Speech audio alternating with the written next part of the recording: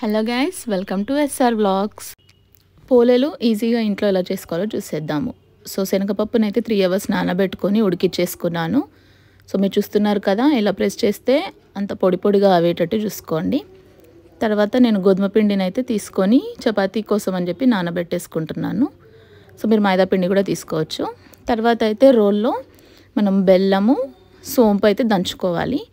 So దాంతోపాటే మనం ఇప్పుడు ఉడికించుకున్న శనగపప్పును కూడా దంచుకోవాలి. సో మీరు ఫైన్గా అవసరం లేదు, కొంచెం కచ్చాపచ్చాగా ఉండేటట్టే చూసుకుంటే అది మనం తినేటప్పుడు బాగా అనిపిస్తుంది. సో అవి 3 కలిపి అయితే దంచేసుకున్నాను. మనకి పూర్ణం అయితే రెడీ. సో ఇప్పుడు మనం చపాతీ పిండిని నార్మల్గా రోల్ చేసుకునేటట్టు చేసుకొని దాని లోపల స్టఫింగ్ మనం ఈ పూర్ణాన్ని అయితే పెట్టుకోవాలి. సో మీరు చూసుకోండి, ఎంత చపాతీ కావాలో, ఎంత పోలే అయ్యేటట్టు చూసుకుంటారో చూసుకొని దాని లోపల స్టఫింగ్ అయితే పెట్టేసుకొని అన్ని సైడ్స్ కవర్ చేసుకోండి. కవర్ చేసుకొని మనం చపాతీని ఒత్తుకున్నట్టు ఒత్తుకోవాలి. చపాతీ కర్రతోనైనా ఒత్తుకోవచ్చు, లేదంటే హ్యాండ్తో అయినా ప్రెస్ చేసుకోవచ్చు. నేనైతే ఫస్ట్ ఒకటి హ్యాండ్తో అయితే చేసి చూపిస్తున్నాను చూడండి. ఎక్కువ ప్రెషర్ పెట్టకుండా నార్మల్ కొంచెం స్మూత్గానే మనం ఒత్తుకుంటే చపాతీ బాగా వస్తుంది.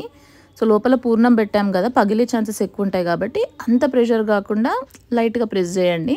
సో కొంతమంది జొన్న రొట్టె చేస్తారు కదా, సో దాని ప్రకారమే, బట్ అంత ప్రెషర్ కాకుండా నార్మల్గా ప్రెస్ చేయండి. సో మీరు చూస్తున్నారు కదా, పోలేలు అయితే రెడీగా ఉన్నాయి.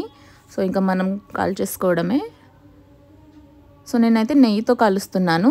ఆ నెయ్యితో కాలుస్తే ఫ్లేవరే ప్లస్ ఆ స్మెల్ కూడా చాలా బాగుంటుంది. సో 2 వైపులా మంచిగా కాల్చుకోండి. చూసారా, ఆ పైన మనకు ఆ బ్రౌన్ స్పాట్స్ వస్తేనే మంచిగా లోపలికి కూడా కుక్ అయినట్టు. చూస్తున్నారు కదా, పోలే అయితే రెడీగా ఉంది. యమ్మీ యమ్మీ పోలేలు అయితే రెడీ అయిపోయాయి గైస్.